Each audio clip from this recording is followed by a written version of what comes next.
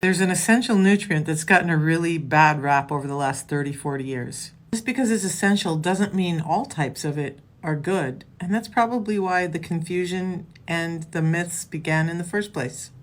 Are you ready to bust some myths with me? And it's important to know that fats are the only one of the 3 macronutrients that don't increase your insulin or only marginally increases it. And it's also the one that gives you the most satiety or keeps you full the longest. And you can almost assuredly bet that the less fats you get in, the more carbs you're going to get in, which then means you're going to spike your insulin. Now here's the tricky part that causes so much confusion with everyone. What is a healthy oil?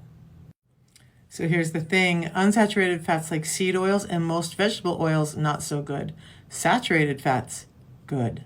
The 5 healthy or good ones are things like animal fats, butter and ghee, coconut oil, olive oil, and avocado oil. You're probably being told that saturated fats are going to increase your cholesterol and increase your risk of cardiovascular problems, and that's just not true. In fact, the more unsaturated the fat, the more quickly it can become oxidized, and they're more likely to contain unwanted chemicals. So yes, use saturated and monounsaturated fats from things like animal products and fruit sources.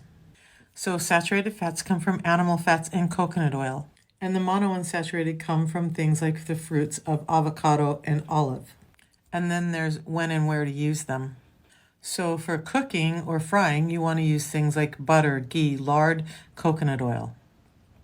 And the monounsaturated fats are ideal for salad dressings because they're liquid at room temperature. Now there's also polyunsaturated fats, which comes from things like seeds and nuts, like chia seeds and flax seeds, and then all of the nut sources. Polyunsaturated fats are the closest to unsaturated and should be used with caution. And it's also worth noting that most nut oils have a good amount of carbohydrates in them, and then it's going to affect your insulin levels a little differently than the monounsaturated and saturated fats.